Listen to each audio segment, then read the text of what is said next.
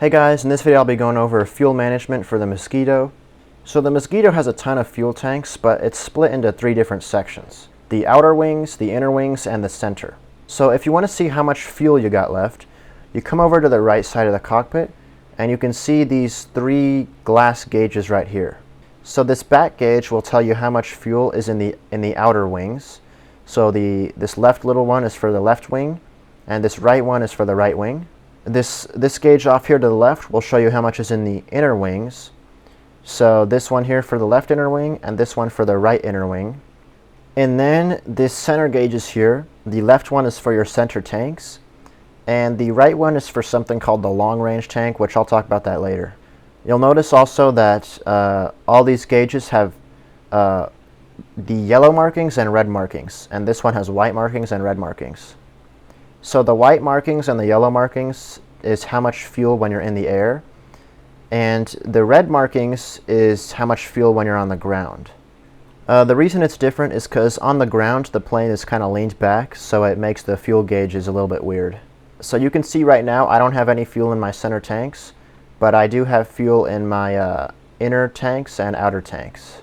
So to control the fuel, you need to go to the navigator's seat. So you click number 2 on your keyboard to go to the navigator's seat, and it's kind of awkward, but the fuel controls are all like back here. So these two levers here control where you're getting your fuel from. So if you have the lever pointing up, then it'll turn the fuel off, which obviously you don't want that. And then if you have them pointing out, it'll get the fuel from the outer tanks, which is the outer wing tanks. And if you have them toward the middle, it'll get them from the main supply. And the main supply is the inner wing tanks and the center tanks. So you want to have your fuel drain out from the outer tanks first, and then you want to, when those run out, you want to switch it to the main supply. There's two red levers here. If you pull the lever, it cuts the fuel out and turns the engine off, so obviously you don't want to do that. There's also this big lever up here. This puts pressure in the fuel tanks. The manual says you should just leave this on. So you flip it up to turn it on, to turn the pressure on. And then there's this switch on here, the fuel transfer valve.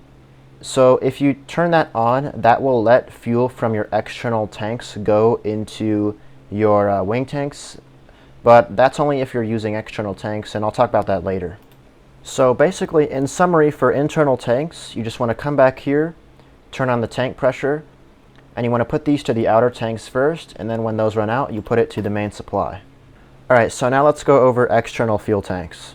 So you can attach external fuel tanks on the plane by clicking / on your keyboard, click ground crew, rearm and refuel, and you can put two fuel tanks, one on each wing, and you have 50-gallon tanks and 100-gallon tanks.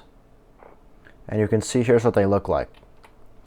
So when you're doing the external fuel tanks, you need to come back here, and you need to put these switches to the outer tanks, because the external fuel tanks feed into the outer wing tanks.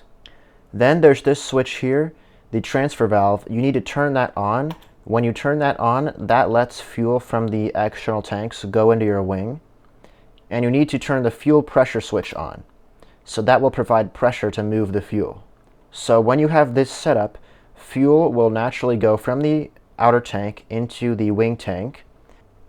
Unfortunately, the external fuel tanks do not have a gauge, but the way you know when they run out is that you come here and look at your gauge for the outer wing tanks, and when you see the gauge start to move down, that's how you know your external tanks are out of fuel. When the external tanks run out, if you want, you can jettison them. So first you come over here, turn off the transfer, switch to your main supply, and in order to jettison the external tanks, you need to be in the pilot's seat. And on the left side, there is this little switch here. You go ahead and open that, and you click this button. Need to have the battery on. And you can see they are gone now. Alright, so last thing I'm going to talk about is the long-range tank. So in the Mosquito, under the plane, there's a space where you can install an extra fuel tank called the long-range tank. Now, unfortunately, this is not modeled in DCS yet, but they will eventually make it, so I will show you how it works anyway. So if you have the long-range tank installed, what you will do is you will first come back here and make sure that these switches are selected to the main supply. And then near the fuel gauges, above it there's these switches. You need to turn on this pump here.